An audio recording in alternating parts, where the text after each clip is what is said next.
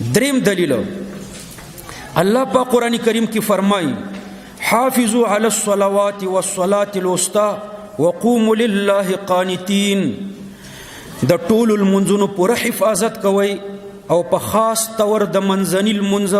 یعنی د مازیګر د المنځ د دې حفاظت خو ډیر کوي او د الله په دربار کې تابعدار ودرېږي ګوره د قانتین په دې آیات کې وقوموا لله قانتین راغله کنه او د قانتین معنا بعضی مفسرینو په ساکینین ساکتین سره کړی ده د قانتین څه معنا ساکینین څه معنا نه قانتین معنا ساکینین معنا دا چې رفع الیدین مکو فوی قانتین معنا دا ساکینین څه معنا دا رفع الیدین مکوي ساکینین معنا رفع الیدین مکوي ګوره دلیل واوره مسلم شریف کې حدیث ده حضرت جابر ابن سموره رضی الله عنه فرمای خرج علینا رسول الله صلی الله علیه وسلم یو ورځ بهر ته پیغمبر علیه السلام راووتلو او موږ په لمانځه کې رفع الیدین کول نو فقال مالی اراکم زه ولې تاسو ګورم رافعی ایدیکم ګوره ولې مو په رفع الیدین ګورم دوی رفع الیدین کړو کنه د دې په مقابله کې ورته وای اسکنوا فی الصلاه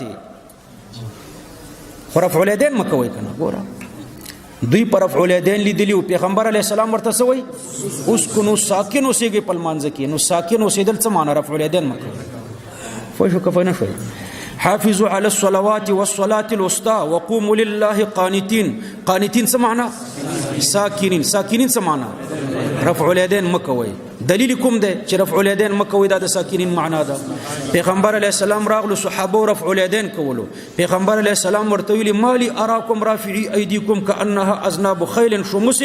اسکنوا فی الصلاه اسکنوا د رافعی ایدیکم په مقابله کې ویل ده نو رافعی ایدیکم د دې مقابله کې اسکنوا فی الصلاه ده نو اسکنوا فی الصلاه